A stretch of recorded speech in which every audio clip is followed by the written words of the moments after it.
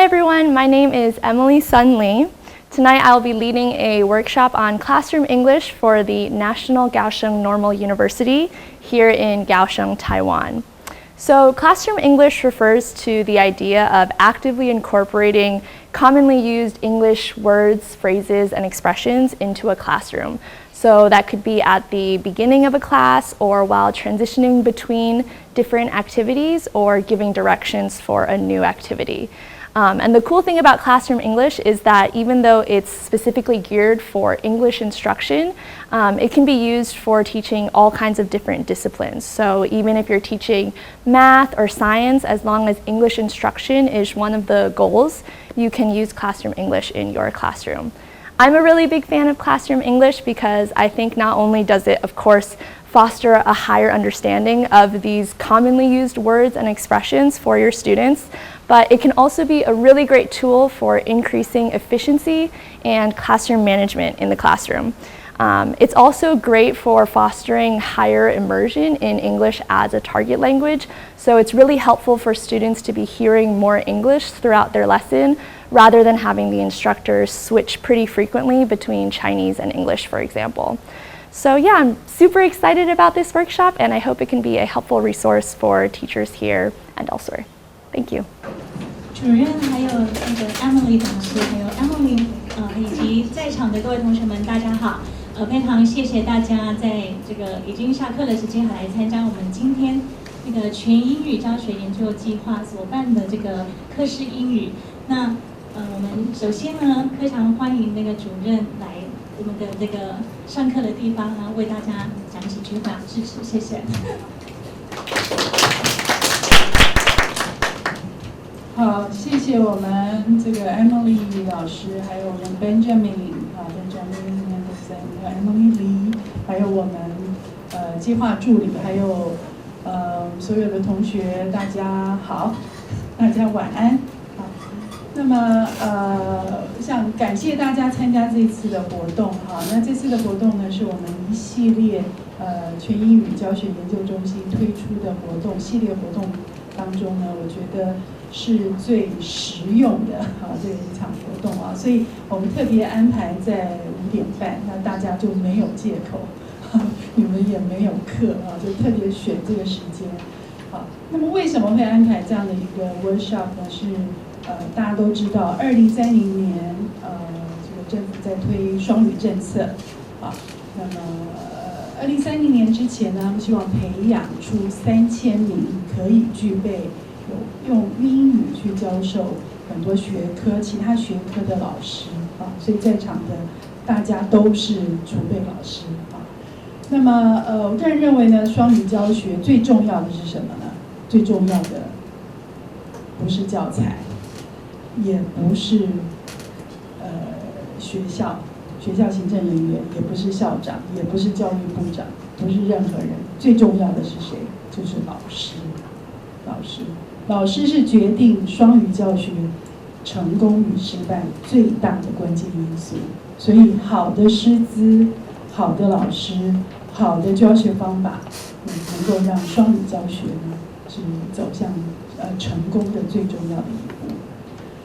那么好的老师呢，也都是需要训练的。所以我们今天特别请我们的 Emily 老师呢，曾经担任我们的这个青年的这个教师intern， 我们特别谢谢他今天帮我们来准备，就是怎么样在这个教学当中运用非常非常有效的这种所谓 teaching comment 教室的一些英语的用语呢，能够让你们在教学当中能更顺畅更有效的教学呢，这个是我们希望能够希望大家能够掌握的一个能力啊。那我想时间这个我就不占用太多哈。除了今天之外，下礼拜还有一场下礼拜还有一场。那么如果大家可以的话呢，我希望大家2场都参加因为2场呢会有一点点的不同，对不对？那么不管怎么样，我想希望大家今天一定要尽量的这个 open your heart, open your ears 就是我们要这个用心的来吸收那么我们也期待大家，就是我们双语教学其实是需要很多很多的人一起来付出哈。那我们希望大家一起来做教学的真理做这个能力的一些培养跟提升我也祝福大家这个今天或者是下个礼拜呢，都有非常非常有收获的一次的workshop。好，谢谢大家，谢谢。谢谢主任这么精彩的一个勉励。那现在我们不浪费时间，我们把那个麦克风就交给我们今天的讲师 Emily 老师。谢谢。Hi. Okay. I think I'm pretty loud, so I'm not going to use the microphone. But if you can't hear me, just let me know. Okay? Is this okay? Yeah. Okay. Thank you so much for that introduction, both of you. Thank you. So, my name is Emily. I'll introduce myself a bit more in the next slide, but today I'll be talking about classroom English. Thank you all for being here, especially a couple of familiar faces from my last workshops. I was told that your English levels were really high, so I didn't really change this presentation if I were going to give it to native speakers. It's pretty I think I use pretty advanced vocabulary, but if you have any questions about what I mean, or you'd like me to slow down or rephrase anything, just let me know. Do you is this okay? Do you understand everything? Okay, cool. All right, so I'm going to introduce myself really quickly. My name is Emily Sun Li. You can just call me Emily. In 2017, I graduated with my Bachelor of Science in Creative Writing and English. I also studied environmental science at Emory University in Atlanta, Georgia. And then this past year in 2019, I got my Master's of Science in Education from the University of Pennsylvania, which is in Philadelphia. Since then, I've kind of been teaching ever since I graduated. So for the 2 years I was in graduate school, I also taught English literature at a high school level at a boarding school in Connecticut. After that, I was accepted for a Fulbright scholarship to come teach English here in Taiwan. So I taught for 1 year at Soyingguoxiao and Ningguoxiao, and I taught 1st through 6th grade. And then after that, I've been teaching at a Bushiman, so I teach at Schoolhouse Language Center now. So you'll see most of my teaching English as a foreign language experience is in elementary school, so 1st to 6th grade. But I know a lot of you are planning on teaching middle school. So a lot of this presentation draws on my experience teaching elementary, but I'm going to try my best to make sure it's also helpful for middle school levels. Okay. I didn't include a slide for Benjamin, sorry, but he's awesome. He's going to assist me. Do you want to introduce yourself? Sure. I'm Ben. I graduated last spring, and then I taught for a year in the Fulbright program with Emily, but I was in Taichung. So I'm an intern. If you have questions, I can help, but Okay, cool, thanks Ben. All right, and just stop me at any time if you have any questions or anything, you can just raise your hand. All right, so the first thing I want to do is kind of define what classroom English is. The definition is words, phrases, and expressions commonly used while teaching English as a foreign language. So you'll notice that it's not really discipline specific. You can definitely use classroom English when you're teaching all kinds of different content, which I think was kind of a focus in the introduction, that we're doing a lot of dual language instruction. So if you're planning on teaching a math class in English or a science class in English, there's definitely ways to incorporate classroom English.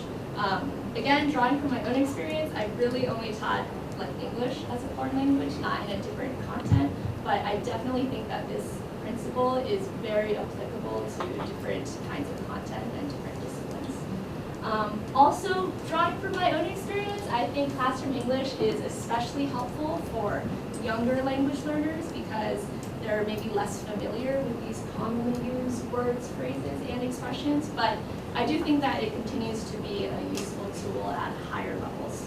But from my experience, it's especially helpful with elementary school students.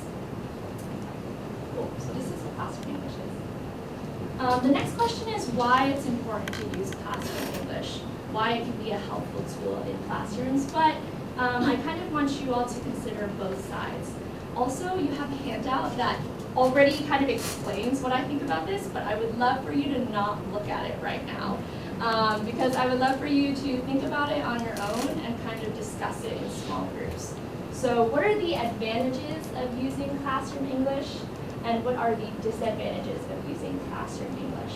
I'd love for you to discuss in small groups, and then this is like really official sounding. A representative from each group must share the group's ideas with the rest of the class.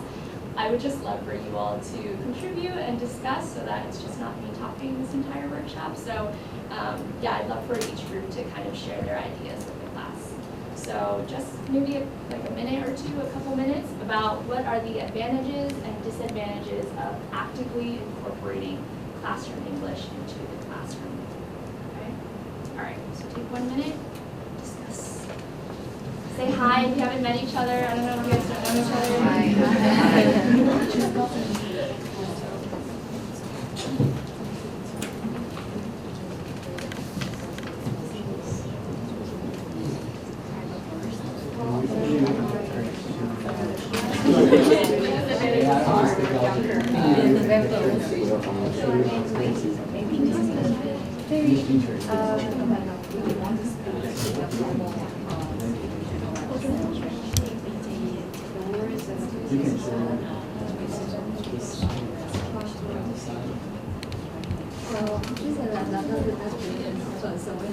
It's okay. If you'd like to look at the handouts for ideas, you can.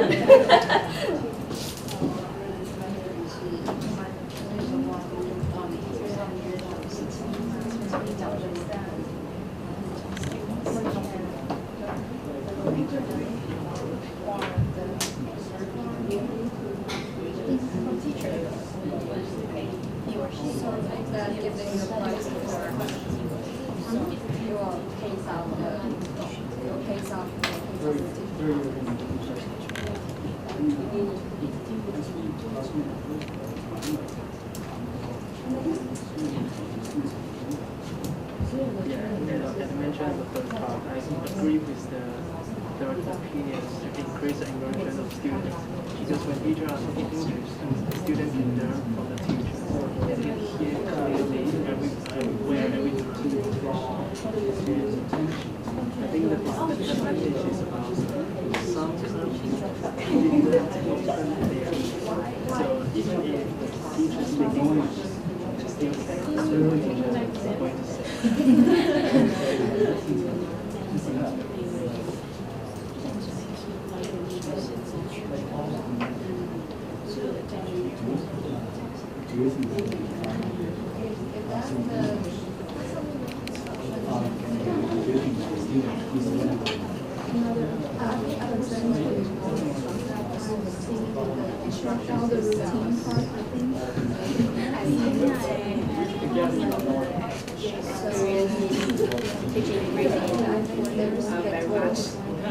So I just learn.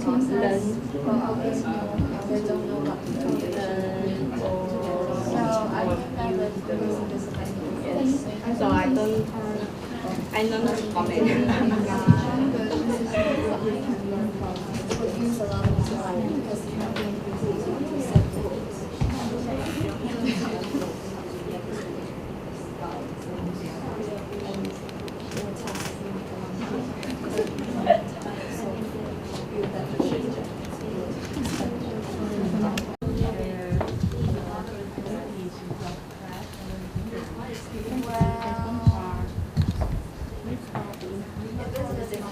All right, let's maybe start wrapping up our conversations, please.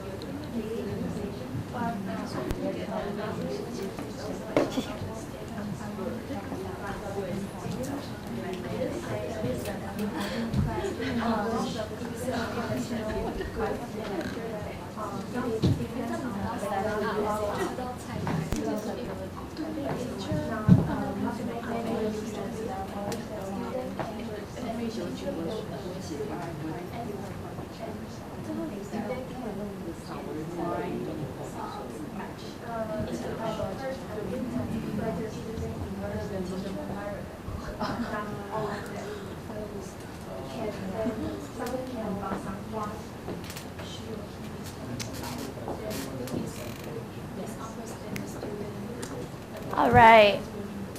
Sorry to interrupt. Thank you. Can we have one representative from each group just quickly share what you guys were talking about with the rest of the class? Even though I have some advantages and disadvantages written there, again, that's only from my perspective. So I would love to hear what your thoughts are. I actually heard some ideas that I don't have written. So yeah, I'm very interested to hear what you have to say. Does anyone want to start? Wow, great. By using Classroom English, students can learn some simple words to use in daily life, like stand up, open books, something like that. Yeah, definitely. Okay, great. How about from a different table? What did you all discuss? Yes. Okay. I'd like to give a summary of our group discussion. Excellent. First, I'd like to talk about the advantages of classroom English. Some teammates say that first we can quickly draw students' attention, and second that we can create an environment where students are largely exposed to the English. And then we think that we can get students familiar with English. But someone mentioned that it's a double-edged sword, so we can talk about the disadvantages of classroom English because sometimes it could be very annoying. For example, some students, they cannot follow teachers' classroom English, and so they couldn't understand. And if they don't understand your English, then they will start to behave. They will start to, only care about themselves. They will not pay attention to teachers. And also, someone mentioned that for us, we are not the native speakers, so we might make some mistakes. Yeah, so if we want to use classroom English, it might take us a large sum of time. We need to prepare for the classroom English. So that's all. Okay, excellent. Thank you so much. That was great. Thanks, great discussion. Maybe from this half of the classroom.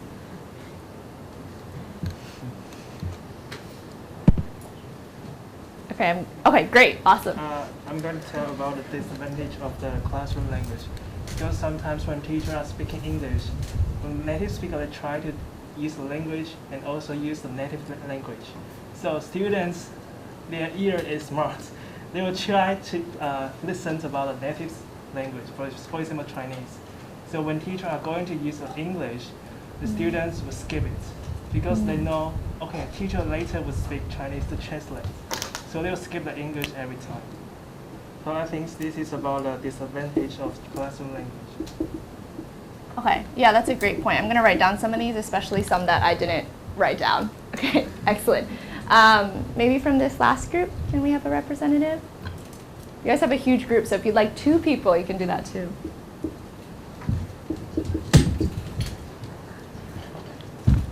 We think Great. there's ways separating two groups, so No problem. Go ahead. we think that the advantage of the classroom English would be like you can speed the teaching process because you will have when we set up rules, the students will understand like which instruction leads to what moves and steps they're going to do. So it will pace out the teaching process. Yeah, definitely. And efficiency is super important, right? Does your half want to share? You don't have to, but if you want to, you can.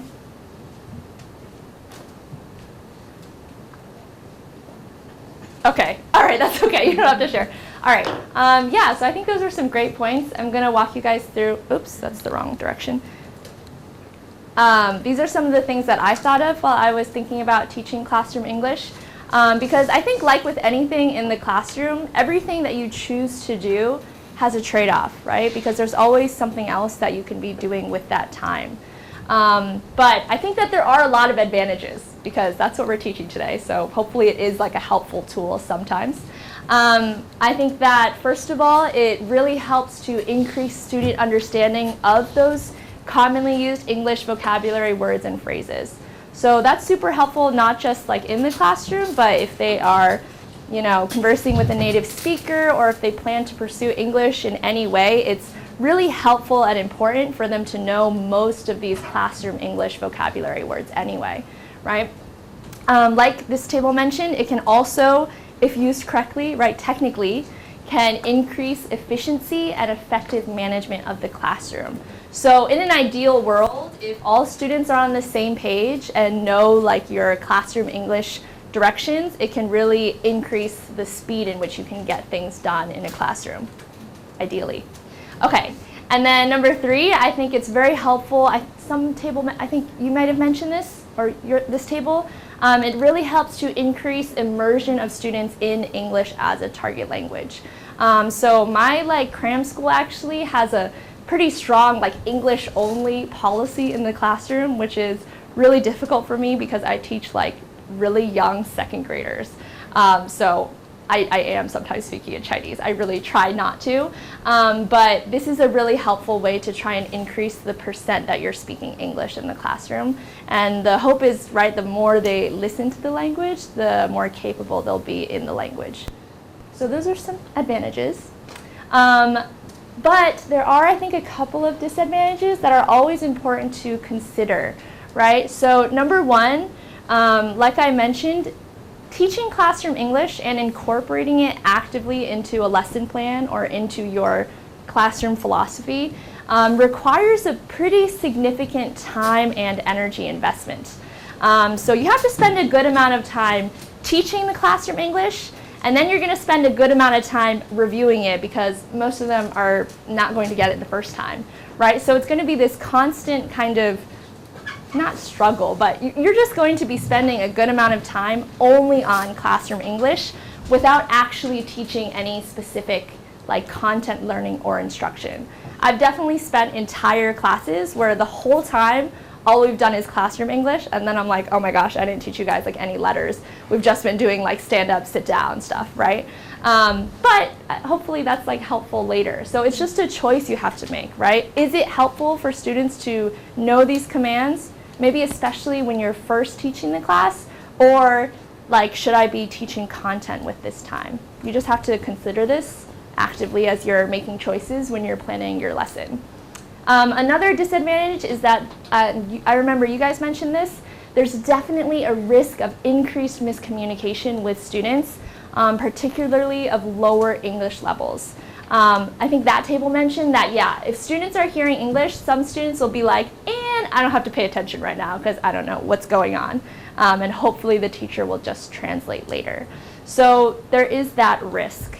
You just have to keep in mind if you have students of different levels or if you have a pretty low level class, what feasibly can you teach them that they'll actually be able to retain and use moving forward.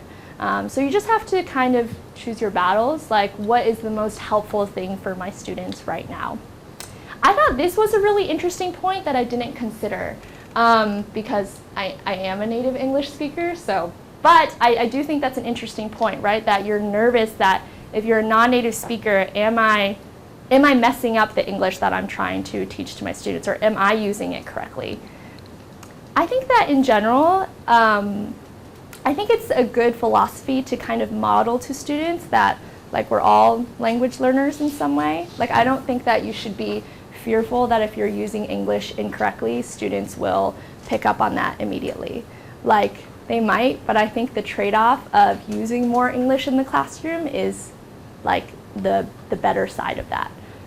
So I think that's a valid concern, but I think at the end of the day, it's important for students to be hearing English, so I wouldn't worry about that too much. Is that fair? Let me know if there's anything you want to add. Okay, any questions here? Okay, but we're going to focus on these advantages because that's kind of the focus of today's workshop, but it's always important to just keep in mind, what is most helpful for my students right now. Okay, so when can we actually use classroom English? I kind of split it into 5 different contexts, but you'll notice that some of the vocabulary and phrases do overlap. So I wouldn't be too worried about fitting which phrases belong to which category. This is more of just a framework that I think might be helpful for these are times in which it might be helpful to use classroom English.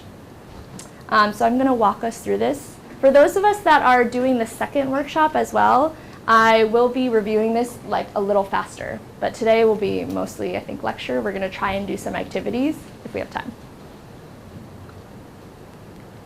Okay, So this is for the beginning of class. I think the beginning of class is an excellent context to be using Classroom English because you want to warm students up. They've probably been speaking Chinese in the hallways and in their other classes, so you kind of want to get them into the mindset of, okay, like we're in English class now, we're going to start thinking and learning in English. So I think it's helpful to establish a routine. These are pretty like elementary school oriented, but I think that you can adapt them for a middle school level as well. So I teach in the evenings. Every evening when I'm at school, I kind of have my students follow this routine where we'll say like, hi everybody, good evening, and they'll say, good evening teacher. And then we kind of run through these together. So I'll say like, how are you? How was your weekend? We use a lot of hand motions here. I'll go over more like physical movement, body language stuff, but I'll have them go like, great, good, so-so, okay, or bad.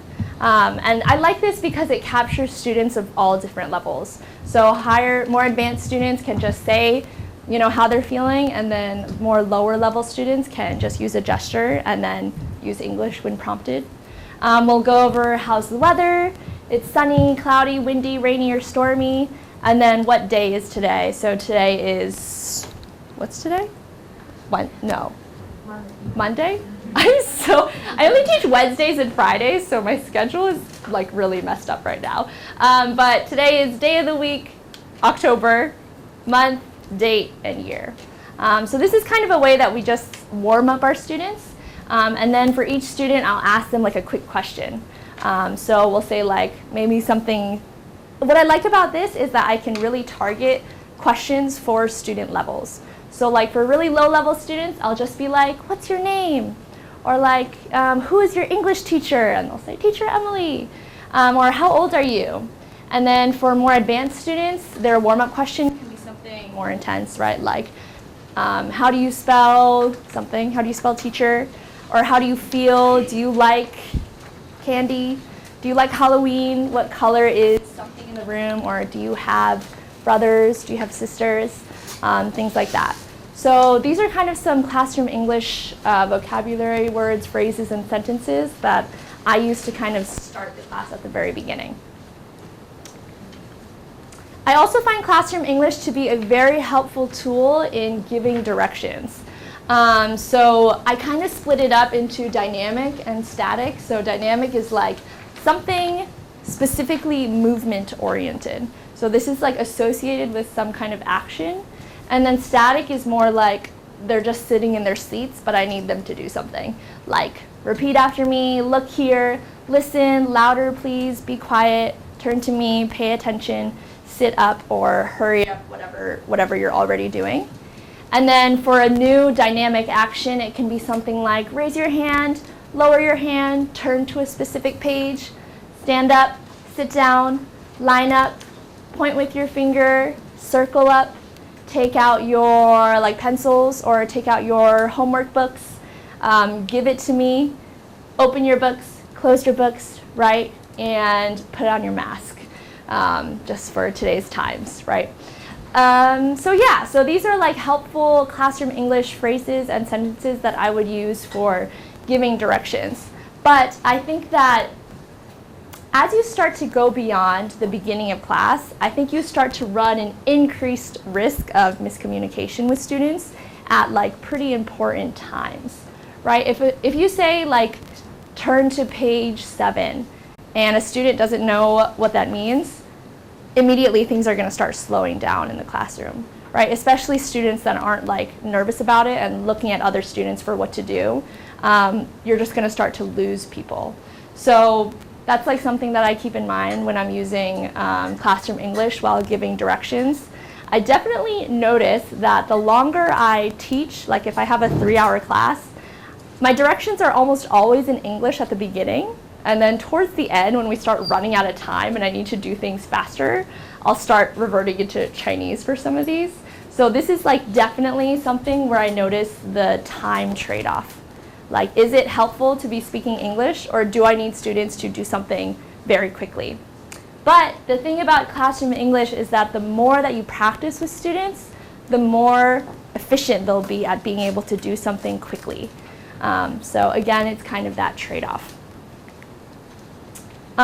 Transitions are another period where you have that trade-off of efficiency versus miscommunication. I kind of split it into 3 categories.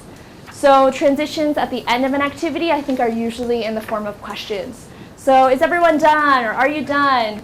Any questions? Is everyone finished? I guess this is at the beginning of an activity. Are you ready? And these are just ways that I kind of signal something different is about to start. The thing I like about questions is that even if they don't understand the words, like my tone kind of informs them. Like even if they don't know the word ready, when I say, are you ready? They're like, yeah. Like they kind of get it even if they don't understand the question necessarily.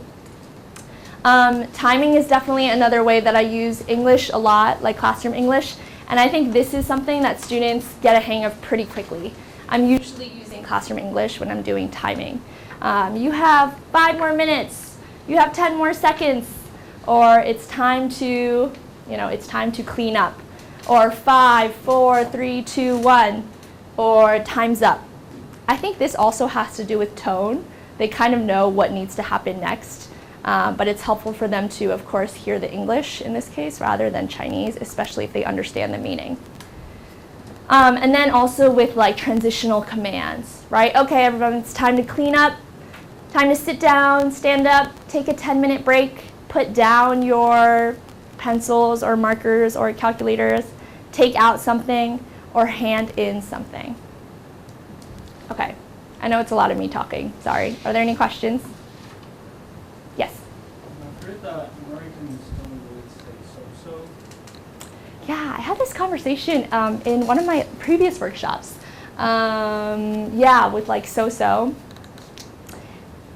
It's not super common, I would say, among like native English speakers to say so-so, but for some reason, like every single one of my students knows so-so already. Like they all know it. So I think it's helpful to incorporate it because I think it helps with their like confidence in English. But I would say, yeah, it's not super common among native English speakers, but everyone will understand what you're saying, which I think is kind of like the point of language. Especially in a classroom English context, I think it's way more important for like the language to be spoken rather than for it to be spoken 100% accurately or correctly. That's a little different from your question, but basically, I think it's okay because I understand the meaning and I'm more concerned with that in the classroom. But you're definitely right, it's not super commonly used in the States or in most English-speaking countries as far as I know, perhaps. Okay, does that answer your question? Yeah. Okay, cool. Any other questions? Yes? How long do you build up the routine when you're teaching students English? Build up all this routine. How much time did you put in building up the routines with the students? Yeah, good question. I think we started like really basic, especially because like with one of my classes, we literally started at A. Like they had never spoken English before, pretty much. So I think with them, we pretty much started here. Like, hi everybody, good morning, how are you? And then we would do like one warm-up question. Everyone would get the same question, what is your name? And they'd say their name. And I'd have them like ask the person next to them so they can practice asking the question as well. And then slowly we started adding like more advanced questions into the routine, right? So like, how's the weather? What day is today? And then like all these things. Yeah, I would say like maybe every like week or a week and a half, I would try and like add a new question. But we are reaching the point where like it does take up a good amount of time of class to go through this, to like go through all the questions together and for everyone to answer one question. But that's like 20 minutes in and of itself. But I do think like that's a good investment of time. I'm like happy to do that because I think it's helpful for students to have this kind of warm up. Yeah. Okay, any other questions? Okay, great. So I think we were here in classroom management.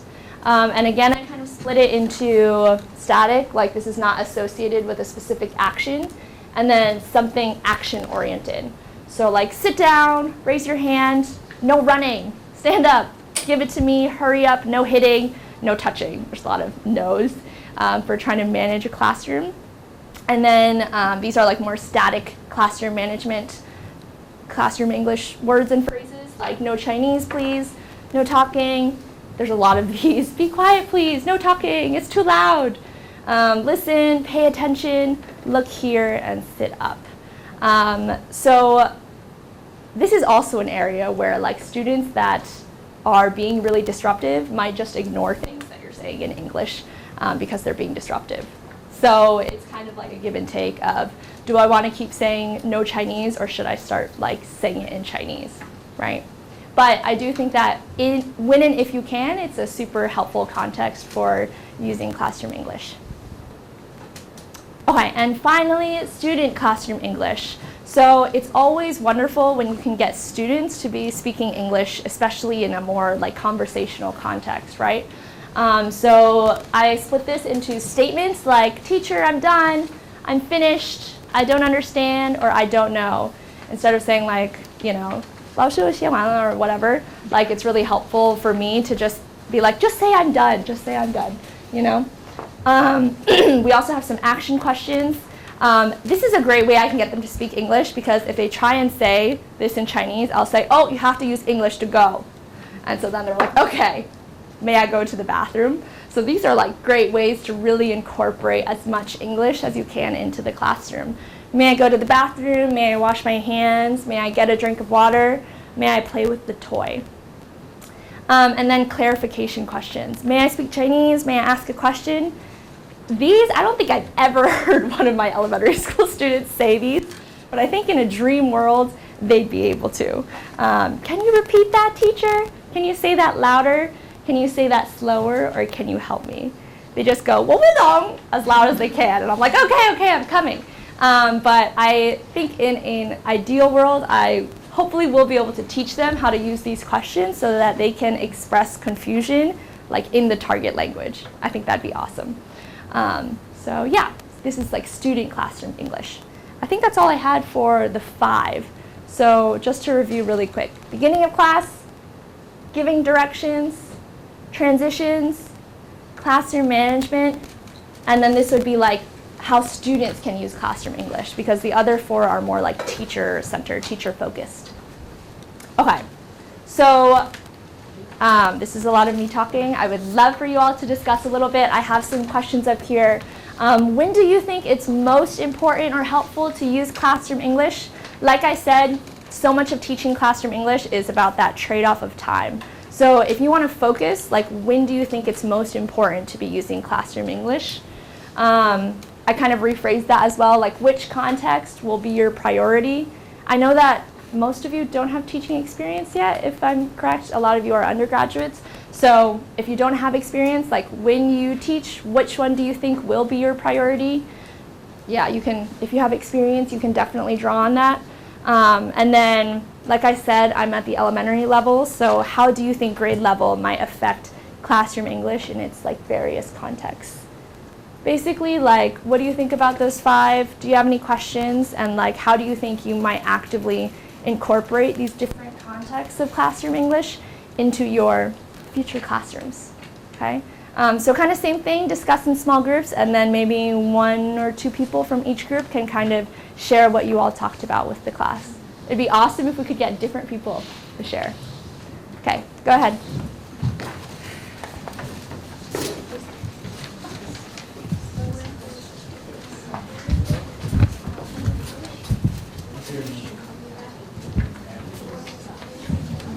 Yeah? I'm losing my voice. I'm not usually doing so much talking.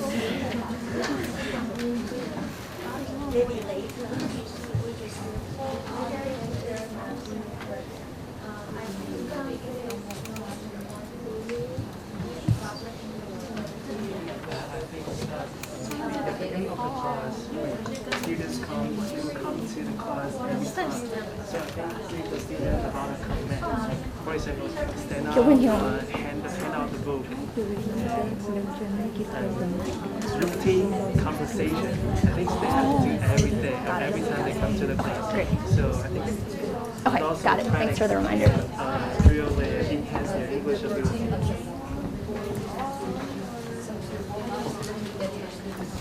And also, kind of activity would be important.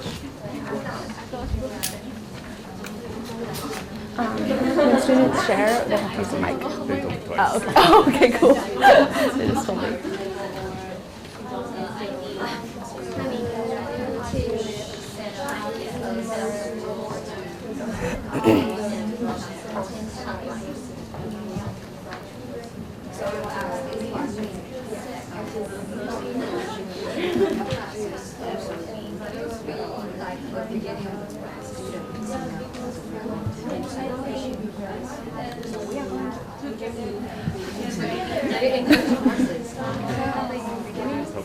No, me too. I just like how she made direct eye contact with the camera. Yeah, she did, yeah. It's cute. Beginning of class and giving direction. Giving direction.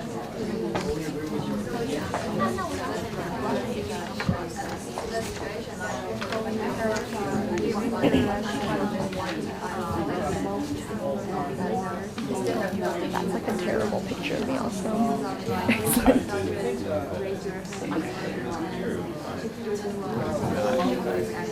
I cut out my hair. I just realized I didn't like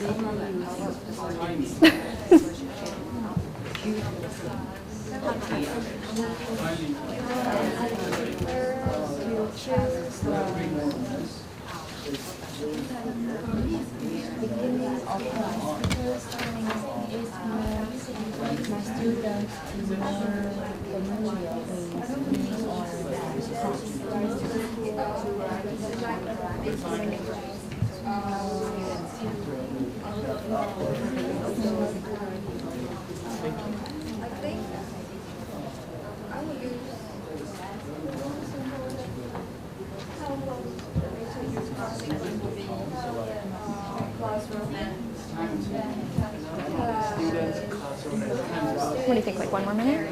Less students. Oh yeah? I'll wait. Say something that is out of the box. Over there, so this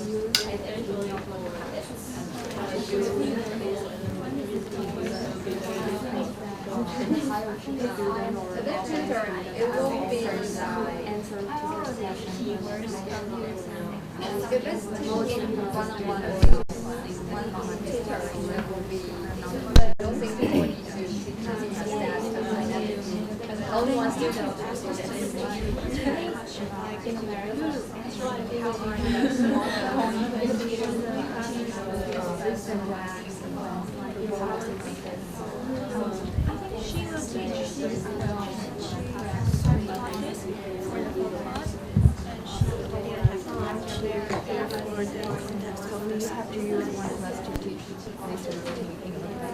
Maybe you can choose 1 or 2, and every class you can begin with this.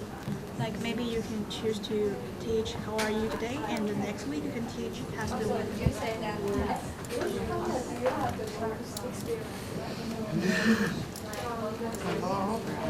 What? You're smiling. Here's my teacher in the last summer program, who's an epic speaker. She always says, mistake. Always. All right, let's take 1 more minute. 你还没讲。那你回答第一个。 Let's not forget about the mic. Because I literally just forgot.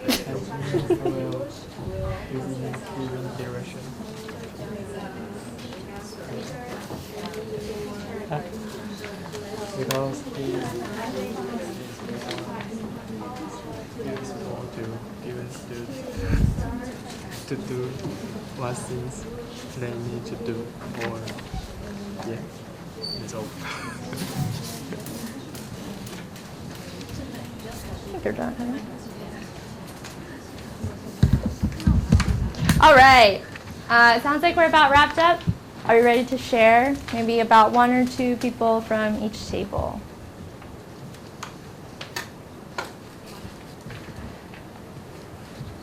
Yes. We think that the warm-up, the most important time to use classroom English would be like 4 o'clock to do the warm-up. Because, well, in our group, I have experience to teach online and one-by-one class. So the most time I will use the routine to say hello and how are you morning in each class, and even in the different levels. So I think it's very helpful for me to use classroom English during this time. Yeah, great, thank you. All right, yeah, we have to remember to use the mic so that they can hear what you have to say. All right, maybe from a different table. Okay, I'd love for someone on this end of the table to eventually speak, okay? So just think about it for a little bit. Okay, but yes, you ready?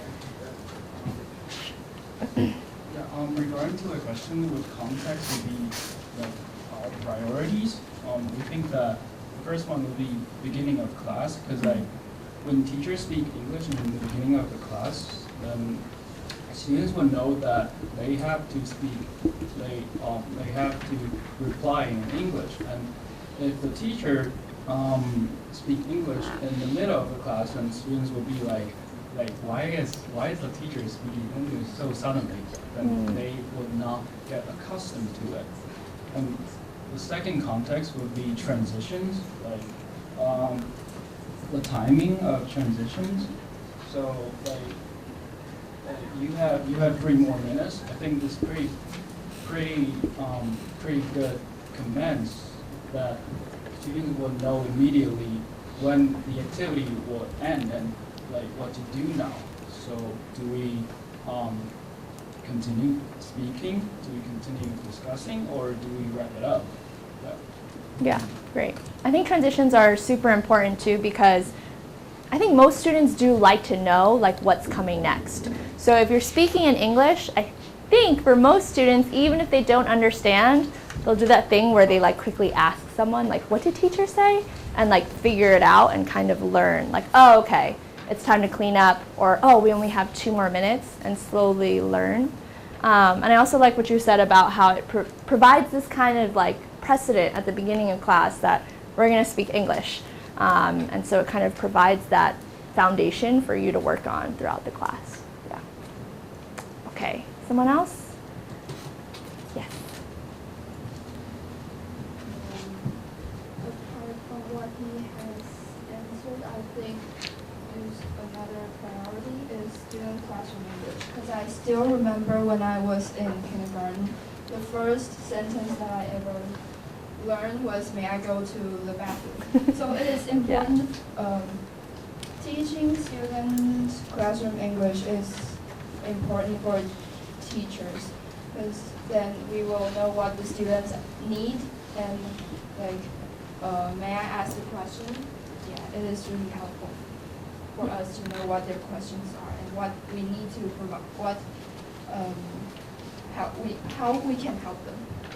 Yeah, definitely. I mean, ideally in our classrooms, students are speaking English all the time, right? So classroom English is a really good place to start with that, especially if there's something that they want to do, like go to the bathroom.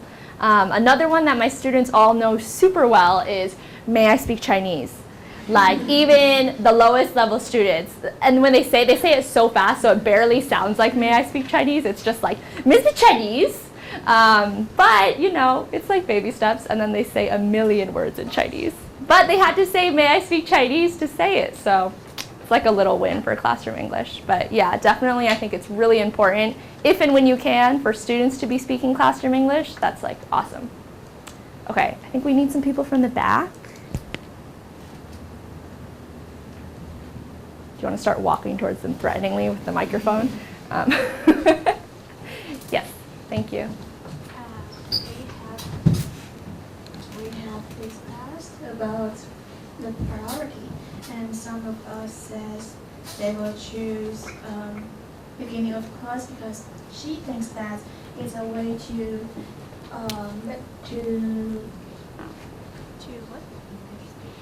engage students and to let them know it's ready, get ready for the class. And as for me, I think students' classroom English is more important because it's a chance for them to speak English in class. So it's our about this question. And I think the grade level does affect classroom English because I've taught a student who is, I think is from grade 1, and she is afraid of speaking English. And if the sentence is too long, like, may I go to the bathroom, it's kind of difficult for her to speak. Yeah, definitely. Excellent, thank you. Yeah, both two really important contexts for sure. All right, did we get someone from the last table?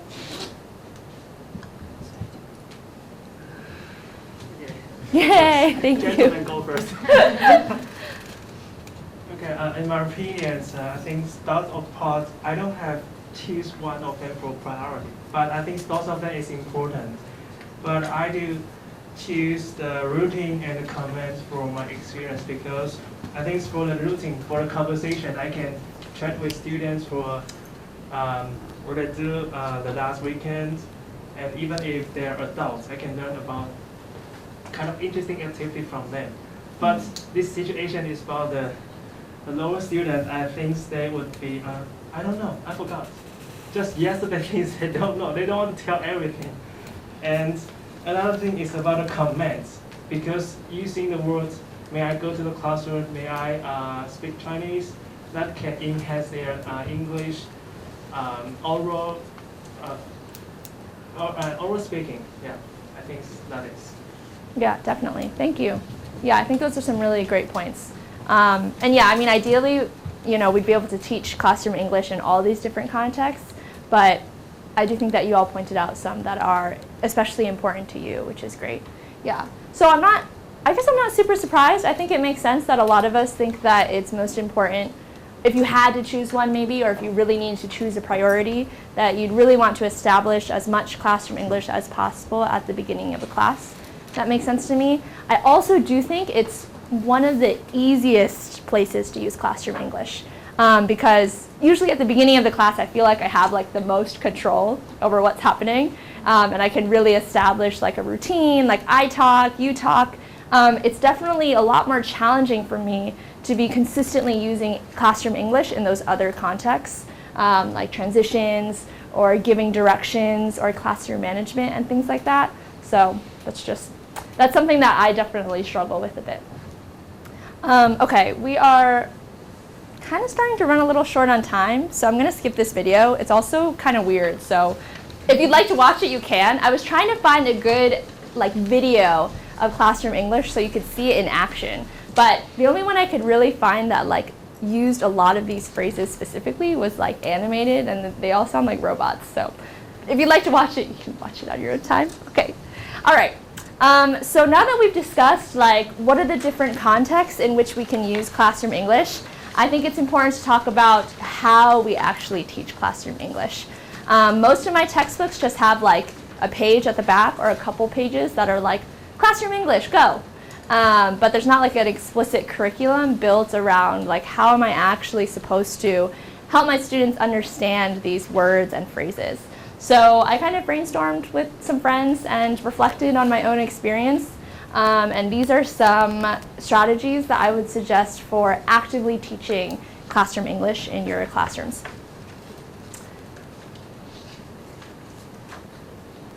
Okay, all right, so the first one is to just teach it directly. You say okay, no running means you don't run, you can use as much Chinese as you'd like. You establish the definition and you say okay, you understand? Any questions? Okay, I'm gonna assume you know it. So, I mean, I think that this is a strategy. You are explaining to them what this vocabulary word or phrase means. But ideally you would combine it with a different strategy as well so that you can really foster understanding and not just encourage understanding, but check for understanding as well. It's kind of a way to doubly teach it and assess it at the same time. But this is one method. You just teach it directly to students. Explain the meaning in Chinese. You can have your students repeat after you. And maybe you might even have some kind of traditional assessment a verbal check or a worksheet or some kind of quiz or test with just classroom English vocabulary on it. So that's strategy number one. Okay, strategy number two is to use games to teach classroom English. So do you all know teacher says? Yeah? Okay. I don't want to run out of time, so I'm going to keep going. But if we have time, I would love to like play some of these games with you just so that you can like experience it from a student's point of view. Or should we just do it really quick? It'll only take a minute, and then you guys can stand for a second, okay? All right, okay, so we're going to play teacher says. So everybody stand up, please. Thank you. All right, so I'm going to start talking to you guys like you are my second graders, so you can hear it, okay? It's not, I mean, okay. All right, so hi everyone. We're going to play a game. What's a game? Does anyone know what's a game? Teacher says. Yeah, oh, the game is teacher says, and usually some kids are like, Yoshi, and I'm like, yeah, good. So that way I don't, like, I'm minimizing my Chinese, even if I have to use a little Chinese, right? At least they're saying it. So I'm like, yeah, we're going to play a game. Do you like games? Yeah. They're like, yeah, we love games. I'm like, great. Okay, so we're going to play teacher says. So when I say teacher says blah, blah, blah, and they always laugh. They're like, ha, ha, ha, blah, blah, blah. I don't know why that's so funny. Anyway, I'll say teacher says, for example, like teacher says sit down, or teacher says stand up. You do it, okay? If I don't say teacher says, you don't do it, okay? And they're like, okay. All right, are you ready? Yes. All right. So teacher says sit down. Teacher says stand up. Teacher says sit down. Teacher says raise your hand. Lower your hand. Whoa! Oh my gosh, I thought you guys would be so good at this. A bunch of you lowered your hands. Okay, if I don't say teacher says, you don't lower your hand, okay? That was a warm-up round, so you're not out if you lost, okay? All right, so that's my little demo, okay? There's some teacher says. All right, so like I say here, it's most helpful for like dynamic commands, right? Of course, it's kind of weird if you're like teacher says pay attention. Like there's not like a specific physical command associated with that, right? So it works best with like raise your hand, lower your hand, sit down, stand up, things like that. You can also do like open your book, close your book. I think a lot of these classroom English vocabulary words and phrases can be converted into some kind of physical action that you can play teacher says with. All right, this next game we don't really have space for. But you can do timed games for group dynamic commands. So for example, I'll say, okay, I'm going to time you, and I would show my timer. We're going to line up, and I want to see how long it takes you to line up. And then I'll start showing them, and I'll count, right? And then it's like a mad scramble, and everyone's like running, and this is when I'm yelling like, don't run! And then you see if you can do it a little faster. So if you spend like a little bit of time on this, then ideally in the future, when you say line up, they can do it like quietly and efficiently. So you can do line up, you can do like circle up. I think those are the most common ones. You can also play charades, you know, like I'll be like, oh, like what's this? And then students can raise their hands and say, oh, sit down. So that's another way you can check for understanding of classroom English. Pictionary is super similar, right, where they draw the picture and the students guess what that student is doing. So you can quickly check for classroom English understanding. You can have some kind of whiteboard or desk race. If you actually have flashcards with classroom English, you can play any kind of race with that, right? So two students like race to put their hand on the right classroom English vocab word. Or if you are doing like nouns, like just like pencil, marker, calculator, textbook, you can have a race to have students like lift it up into the air. So these are kind of like a bunch of different games that I thought of and have used in my classroom for fostering understanding of classroom English and checking for that understanding. The really great thing about games, of course, is that students love them. So they're like really engaging. It's one of the best ways to kind of increase understanding without the students feeling like they're bored or like actually learning. It's kind of like to trick them into learning it because they're having fun. Do you guys have any other ideas though? I had others because I'm sure there's like a million games that you could play with classroom English, but these are the ones that I thought of at the top of my head. I would say I use teacher says all the time because A, students love it, and B, it like doesn't go out of hand too fast. Like, it's a game that's really fun where I still feel like I'm like in control of the classroom. Because if you play like race games, there's always a risk that like students are gonna run and trip and like fall over and cry. And you know, it's just a risk, right? But do you guys have any other ideas for games that you can play for classroom English? Okay. Oh. Teacher, you're wrong. Which one? Teacher, you're wrong. Teacher, you're wrong. Oh, is that like, so that makes me think of a game where I have like vocab words, and if I point at one and it matches and I say the right one, they don't do anything. But if it doesn't match, like if I point at a boy sitting down and I say stand up, then they can clap and raise their hand and say like, oh, that's sit down. Is it that game? Or is it a different game? Okay, do you want to explain it really quick, or? I think it's usually used when they're trying to review the lessons, like, well, the teacher say a word and then spell, like, if there's a word that's accidentally, intentionally speak the wrong translation or wrong meanings, and the student will try to correct it. That's okay. Gotcha. Okay, so kind of like a similar idea. Yeah, and I think students like these kinds of games because they love telling teachers that they're wrong. Like, it's really fun. So I think that's also a great idea. Okay, this is kind of related to games, so I put it right after. It's specifically related to like Teacher Says. Teacher Says actively incorporates the use of body language, right? Which is very helpful for teaching classroom English when you're actively trying to minimize the amount of Chinese that you're speaking in the classroom. Especially if it's some kind of physical command or direction, it's really easy to like do a little charades and show students what you mean, rather than like slip into Chinese if you can.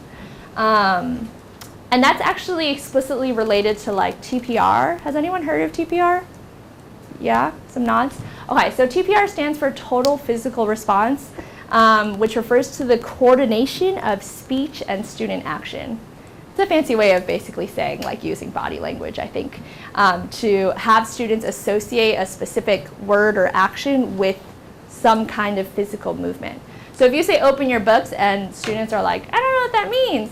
If you've already played Teacher Says with this, right, you can just say like this, and hopefully they're not like, oh, clap. Like, hopefully they get it if you've established the connection. And like I said, it goes really well with Teacher Says. There's also some good tips here on this image I found on Google Images that I liked.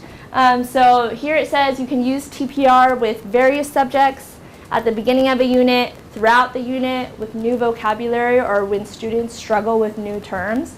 And then there's like some don'ts here, which I thought were interesting and useful. Like, don't use it with words that students already know, right? Because then they don't really need to play Teacher Says a bunch with something they already understand.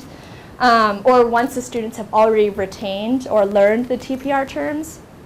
You don't want to use it too often, and you don't want to use it with too many words at a time. If you play Teacher Says with like 25 different words and actions, when you say Teacher Says, they're not going to remember which action to do. Like, they're not going to associate them. So I think the sweet spot with Teacher Says is I usually use like 5 words. And then sometimes I'll like introduce new words, but I'll have like 2 of them be words they already know. Something like that, yeah. Okay, any questions so far? All right, excellent. I keep forgetting I have this. All right, the next one is videos and songs. I think video and songs are a great way to incorporate classroom English into your classroom because, like games, they're intrinsically engaging, right? Like, students love songs, they love listening to songs and singing songs, and it gets stuck in their head. I think the combination of the lyrics and the words with like the rhythm and the music is a very helpful tool for helping students to learn and retain new information. So I wanted to have one that was related to kind of like vocabulary and one that was related to a sentence structure. Again, these are definitely oriented towards elementary school students, but I think that you can find equivalents for a middle school classroom. Okay. So this is school supplies. We're not going to listen to the whole thing, but enjoy. If you'd like to say, you can. It's so cute and like weirdly monster themed for no reason.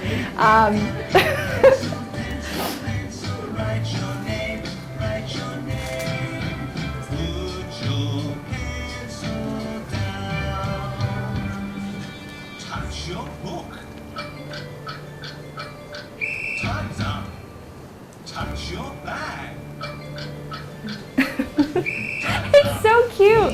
Okay. If you'd like to listen to this on your own time, you can find this. All right. Oops.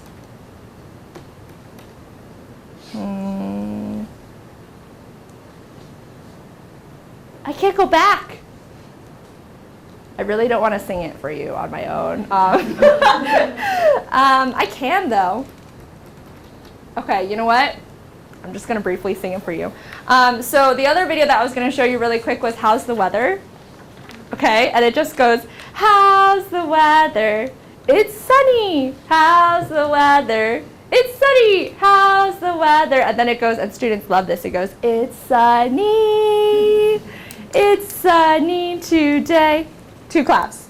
Okay, I can't believe I just sang in front of all of you. I really like that song because it gets stuck in your head like really easily, like dangerously easily. And I also use it, I incorporate the song actually into the routine. So when I'm asking how's the weather, I actually kind of sing it. Instead of saying how's the weather, I go how's the weather, and I have one student say it's cloudy. And then I ask another student, how's the weather? Sunny. It's sunny! Okay, and then I go, how's the weather? And everyone goes, it's sunny! And they love it. So that's like one of my personal favorite videos, but I actually included a bunch of other videos, video and song resources in your little handout.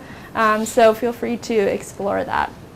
But there's a bunch of great songs out there that are super catchy that students really enjoy. And if you find a really great song that like a class of students really likes, they will learn that English very quickly, like way faster than if you're just teaching it. So if you can, these are like great tools that already exist in the world that can be very helpful for your classroom. Okay, the next one is classroom decorations, I think. Yes. So I mean, I could definitely be better about this. My classroom isn't super well decorated, but it should be because it definitely requires a bit of a time investment, right? To either like create your own materials for a classroom or to like buy some. But I do think that it's like a very helpful tool to just have your students visually surrounded by the language that they're supposed to be using and learning, right? So I found this really cute poster that someone has in their classroom about how are you, and then I'm great, happy, fine, tired, sick, okay, sleepy, or crazy. So I think that this is like a helpful tool that you can use. Like think about what kind of things you're surrounding your students with visually in your classroom and how you can use your like classroom space to best serve your students. And I think it can be bought or student made. I think maybe it'd be really cute actually to have students make the materials on their own. That way it's less work for you and they're learning. So, okay. Maybe it's just out of battery or stuck on this. Let's see. Let me see what else we have left. Should I just exit? Oh, I could try that too. Okay, I'll just click. It works? Okay, thank you. All right. So the last one that I wanted to talk about for incorporating classroom English is verbal chants. These are usually call and response, which just means like teacher says something and then all the students say something together. And I think they're most often used as a classroom management technique to like, the kids are like being really wild and loud and you want everyone to like be quiet at the same time without using Chinese, right? Or without just yelling as loudly as you can. But I do think that this could be applied into like other classroom English contexts if you think about it. It's great for engaging students at all levels, and it can be incorporated into routine really easily. So this is like a great way of using English to ensure that all students understand what is supposed to happen next, specifically be quiet and like listen to the teacher. So these are a bunch of really great like examples. Should we do them together? We can't. Actually, can you read them? I'll just read them really quick, okay? So like the teacher would say, ready to listen, and then ready to learn, ready to rock, ready to roll. I have a friend that uses this that apparently the students love. Macaroni cheese, everybody freeze. All set, you bet. Hocus pocus, let's get focused. Yakety yak, don't talk back. Peanut butter, jelly jelly, eyes on me, 1, 2, 3. I also included a couple other ones. I included 1, 2, eyes on you. And then my personal favorite that I use all the time is attention, 1, 2. I don't know why. I think students already know that one maybe. I think another teacher has done the work for me there. So I don't have to, because there's nothing more demoralizing than being ready to listen and the students are just running around and they don't say anything. It's just really sad. So I like attention 1, 2 because I think it's probably already taught and they get it really fast. And I think all students can say 1, 2. Some of these might be a little bit harder, right? Let's get focused. If they don't know what that is, they might not say it. But yeah, I think this is a really great resource for getting students to pay attention really quickly. Again, you do have to do some of the work to prep them for it.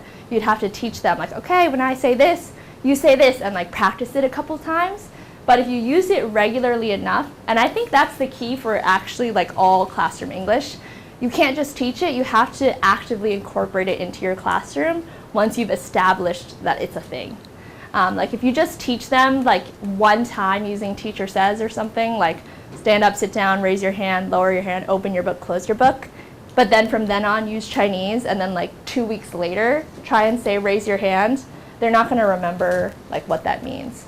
You have to use it a lot so that they can really understand and incorporate it into their understanding of what it means to be in the English classroom with you.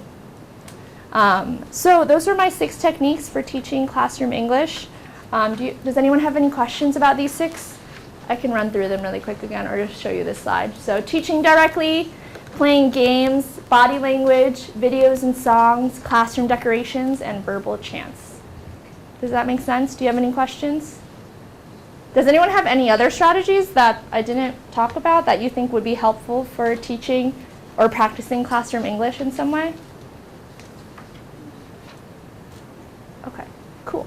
All right, so we do not have a whole lot of time. However, I would still like to do this activity because I think it's helpful and cool.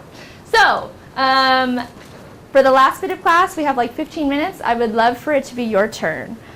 So what you're going to do is, as a group, you're going to decide which context of classroom English you'd like to focus on.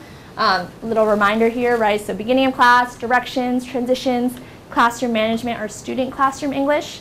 Hopefully you guys already kind of had this conversation, so you can draw on that a bit. And then I want you to choose a couple of specific words or phrases that you'd like to teach from that, right? I tried to give as many examples as I could for each one, so you don't actually want to teach all of them for each context.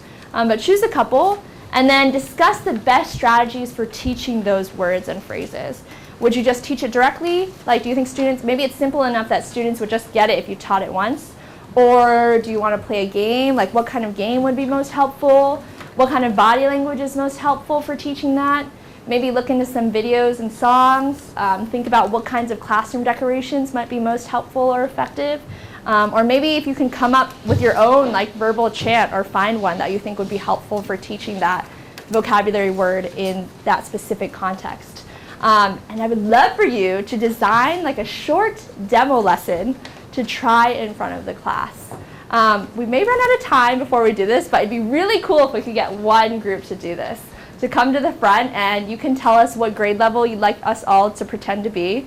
You can be okay, you're all 3rd graders or you're all 8th graders, and just give us a 5-minute demo. All right, everyone, today we're going to learn something new, and then whatever it is, okay? So Ben and I will be rotating around to help you guys out, but start thinking about how you'd actually apply this into your own demo lesson.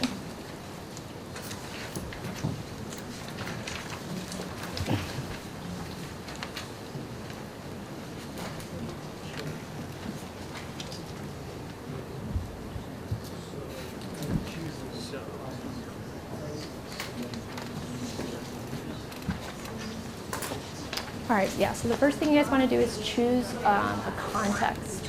So I think a lot of people talked about the warm-up, but you can choose like any of those, and then just identify a couple specific like sentences from that one.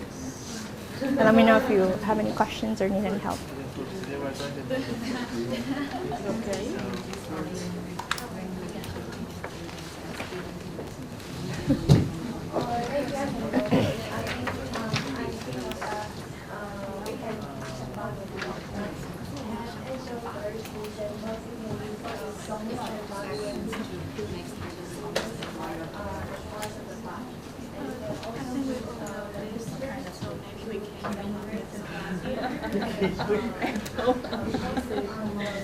Fruit mix and color. Okay.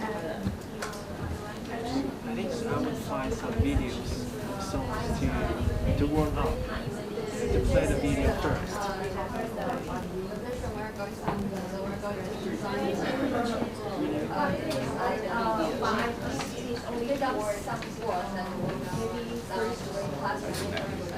Oh, it's okay.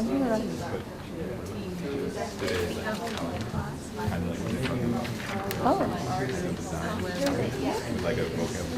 That's so cute. Oh, I love that. You can share that if you'd like to.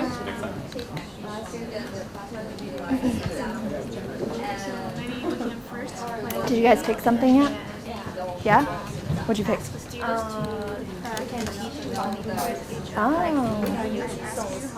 Head, shoulders, knees, and toes. Oh. And then great. Teacher says, put your hand on your neck, put your hand on your knees. Yeah, that's great. That's awesome because like students are referring to body parts all the time in the classroom, I feel like. Usually for like raise your hand, lower your hand, but also like, you know, like my head hurts or things like that. So I think that's super helpful for classroom English. It's a great idea.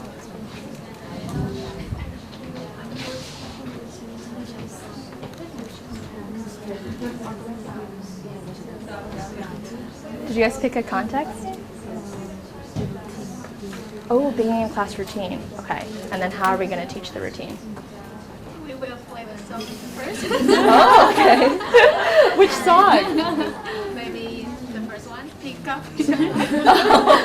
Oh my gosh, how exciting. And then we will ask the students to practice with them. To what, sorry? To practice with teachers. Okay. So they will know how to use it and they use it.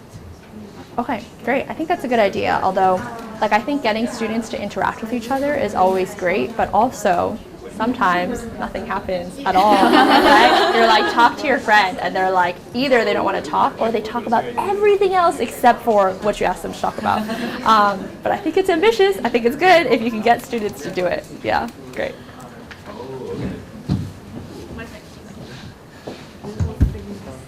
Okay, did you guys pick one?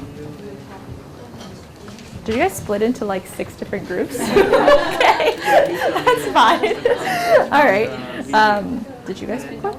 Give the drill for students. That's super important, yeah, because you can use that almost for classroom management as well. Like if students are yelling things, you can say, hey, raise your hands. Or you can say, everyone lower your hands. So that's super helpful. And do you have an idea of how you want to teach it? Body language, right? So like teacher says maybe? Like some kind of game or?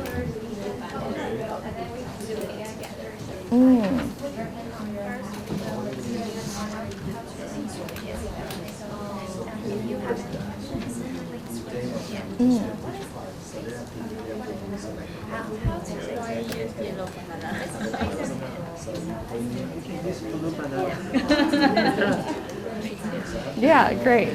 I like that. Yeah, those are like, yeah, it's explained very well too. I think you did a good job of that. Yeah.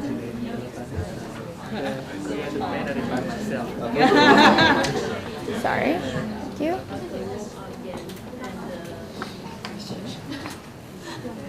Third, create a game.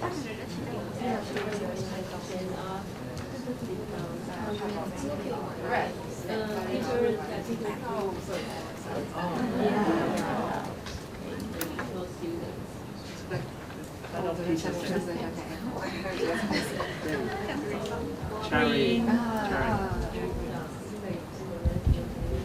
Did you guys pick what you're teaching?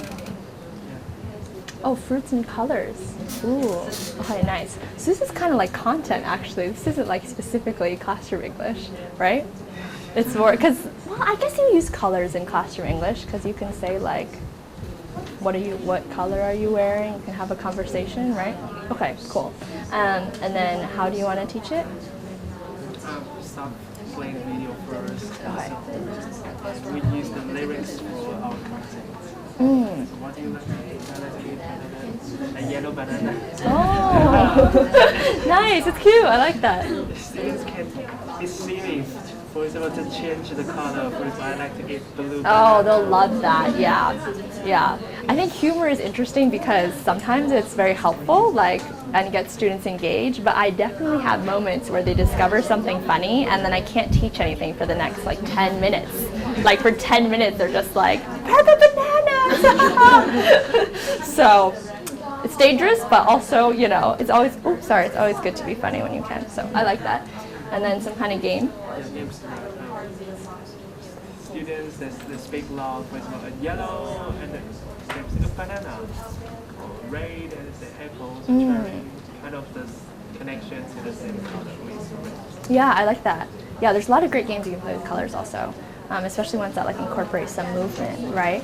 I think I played one where I'd say the color and then have two students at a time race to point at something that's that color.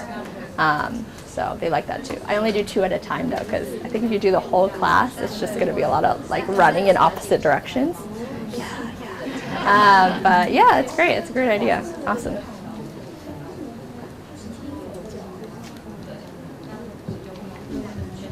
Okay.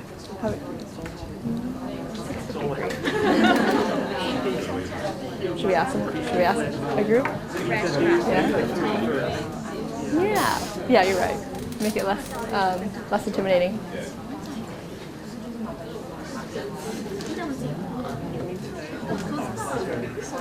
Did you guys think about what you wanted to teach? Okay, like the beginning routine questions?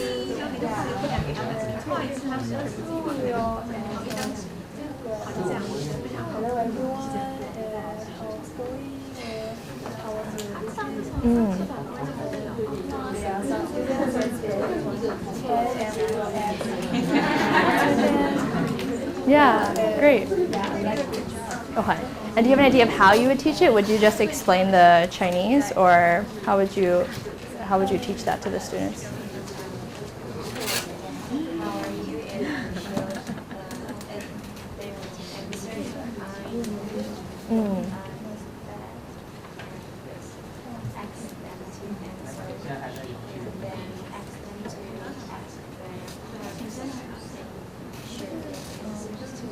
Great, yeah, that's an awesome idea. Awesome. All right, okay, so we have about 5 minutes left. Thank you. So Ben suggested that we just say maybe like 2 minutes so that it's less scary. Are there any volunteers? Someone that wants to practice teaching? We can be any grade level for you that you like, and we'll be really good students. Any takers? Or I can pick someone too. You guys all had really great ideas. I walked around. I think everyone had a good plan. So don't be nervous. All right. Yay! Awesome. Okay, you guys want to come to the front? And Ben and I can be students. Oh, do you want to teach by yourself? You're not going to take your group with you? You can teach by yourself. It's up to you. You can have a co-teacher, or you can teach by yourself, or you can teach with a group. All of the instructions about my lesson plan. Okay, great. Right. All right, student, attention. 1, 2. Great. Okay. Good job. So today we are going to learn about the fruits and colors. Okay. So you know, kind of English fruits or colors. Yeah. What do I wear today? What color is it? Black. Oh, great. Okay, so I'm gonna play the video about the fruit and colors. Okay, so you have already watched. Oh, great. And I will show you the flashcard. What is this? White. Yeah, it's a white apple. Okay. What is this? Banana. Okay, well, and then I'll give you the context and the lyrics about the video. So, what do you like to eat? What do you like to eat? I like to eat banana. Great. And what color is it? Yellow. So, what do you like to eat again? I like to eat yellow banana. Okay. And what do you like to eat? Red. Red? Oh, red. I like to eat red. Apples. And what do you like to eat? I like to eat banana. Okay. What do you like to eat? I like to eat blue banana. Oh, blue banana. Does that make sense? No! It's yellow banana. And we will sing the lyrics again. What do you like to eat? I like to eat blue banana.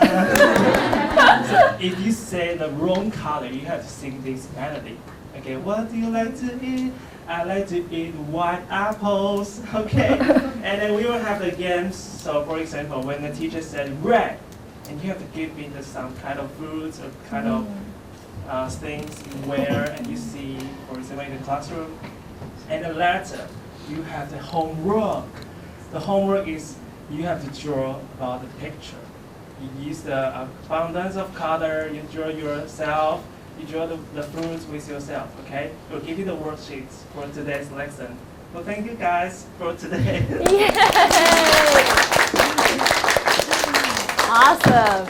Wow, thank you so much. Yeah, that was great. I thought that was a really complete lesson plan. I mean, we're missing some things like the video and the flashcards, of course, but it's an awesome framework for a lesson plan, right? And I think that the interesting thing about this lesson also is that it can kind of broaden your idea of what classroom English is, right? I didn't exactly list the colors in classroom English, but I do think that colors come up all the time in English, right? Because if they don't know the vocab word, they can say, teacher, I don't know the blue one, right? It's still a helpful way to incorporate English into their vocabulary. So I think you can think of classroom English to be a pretty general idea of ways that you can incorporate commonly used English into your classroom. So we are kind of out of time, but I know that there's a good amount of you that are doing this again with me the next time. So I'm hoping the next one you can kind of flesh out your lesson plans a little bit more and practice, because I think we can talk all day about what to teach and how to teach, but the most effective way to really understand that is to try it out for yourself. A lot of you had some great ideas for what you could do with students, but it's a great way to just kind of practice that and see how it would actually play out. Yeah, so sorry no one else got to go, but that was wonderful. And if you'd like any feedback on a lesson plan, especially if you're not going to see me again for the next workshop, you can email me. I think my email is on the handout. I'd be happy to let you know what I think.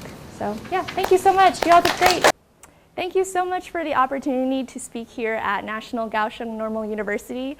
I had so much fun teaching this workshop on classroom English, and I hope that it was helpful for everyone. All the students were super great and really excited about the content, so I hope that they can use this as a resource moving forward.